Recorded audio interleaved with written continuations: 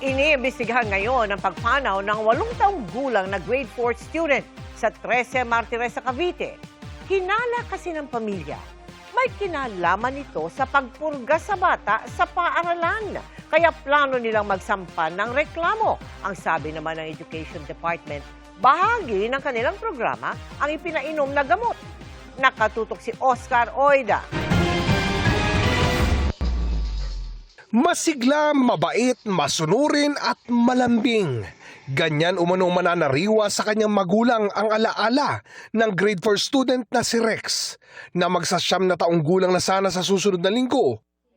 Subalit, pumanaw siya nitong July 3. Kwento ng kanyang mga magulang, nagsimula umunong sumama ang pakiramdam ni Rex makaraan umunong painumin ng pampurga sa kanilang paaralan sa 13 Martires sa Cavite. Noong 11:30, nagsabi na siya sa akin, "Mama, half day ako." "Bakit na? Wag ka mag-half day." Sabi niya, "Nasusuka ako kasi uminom daw siya pinainom siya ni ma'am niya ng pampapurga." Sabi ko, "Kailan?" Sabi niya, "Pagkatapos na mama na recess, natulog siya dyan. Pero naglalaba ako dyan, tinitingnan ko siya. Namumula yung dito niya, para pag ganun ko, atas na ng lagnat. Tapos maya po, nagsusuka na siya. Tapos pinainom ko na siya ng mga hanggang gabi, nagsuka na siya. Tapos kunting magsusuka na siya. Tapos pinainom ko siya ng paracetamol. Wala, sinuka din niya." Dinala siya sa klinik kinabukasan pero inilipat sa ospital matapos makita ng doktor ang kanyang kalagayan. Pagdating po doon, sunod-sunod na yung seizure niya. Hindi na namin sunod-sunod na talaga. Hanggang sa 50-50 na siya. Inidikan na siya sa yung ng puso niya. Ayun, patay na po siya nung pagkagabi na. Tinigilan na po ng doktor yung pag-revive niya. Nire-revive po siya. Lumalaban siya, ma'am. Masagat talaga mawala ng anak. Marami. Base sa death certificate ni Rex, septic shock ang ikinamatay nito dahil sa central nervous system infection. Walang ibang nakikitang dahilan ng mga magulang ni Rex kundi ang anilay pampurgang ipinainom sa kanilang anak. Masakit para sa akin, ma'am, kasi hindi ko naman talaga alam yan na papainom ang anak ko . Kasi kung alam ko lang po, hindi po yan makakainom kasi sobrang lusog yan.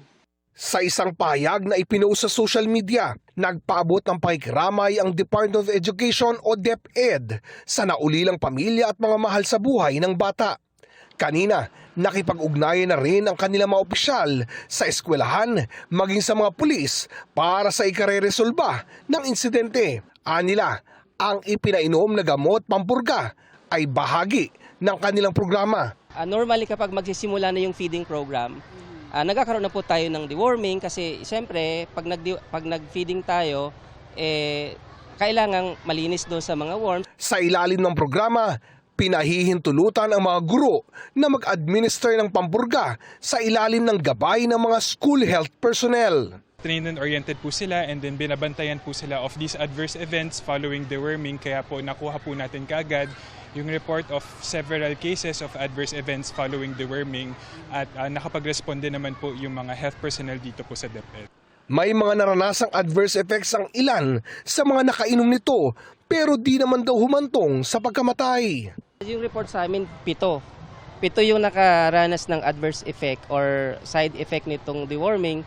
Pero after a day, okay na sila, namanis naman sila ng kanilang mga magulang. At nandito na sila, pumasok na yung mga kabataan. Kailangan may laman yung tiyan bago ipainom yung gamot. The most common side effect will be gastrointestinal symptoms or yung mga pananakit ng tiyan or pagsusuka.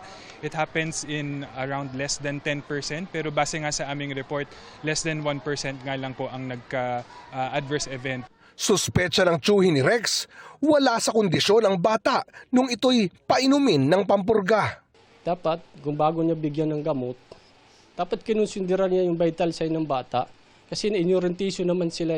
Kung may kain, may sipon, may sakit, na may nararamdaman. Plano ng pamilya ni Rex na ireklamo ang anilay mga responsable sa pagkamatay niya. Sana ma'am, tulungan naman kami. At saka kung pwede lang nga ma'am, magpakita kagad sa kung talaga kusaan loob mo, tumulong sa amin. Kung talaga wala ka namang kasalanan, magpakita ka sa amin. Huwag ka magtago. Ngayong araw din, nagtungo ang mga magulang ng biktima sa National Bureau of Investigation upang idulog ang nangyari sa kanilang anak. Pero ang Philippine National Police nagsasagawa na rin ng investigasyon kaugnay ng insidente. The Chief of Police of Trece Martires is already coordinating with the DepEd. This does not mean na meron po tayong nakikitang negligence or any liability there, but there was a death and a child at that. So yung Chief of Police po natin ay kasalukuyang nakipag-coordinate sa DepEd for the conduct of a joint investigation. Samantala, nakiusap naman ng DepEd sa publiko na maging mahinahon at huwag munang magusga hanggat di lumalabas ang resulta ng investigasyon. Kaya nag-provide kami ng psychological first aid sa mga nurses natin and doon mismo sa teacher na nag-administer ng deworming. Sa social media may mga nare-receive daw siyang mga counting threats ganyan or pangiinsulto. Oscar Oida, Nakatutok, 24 Oras.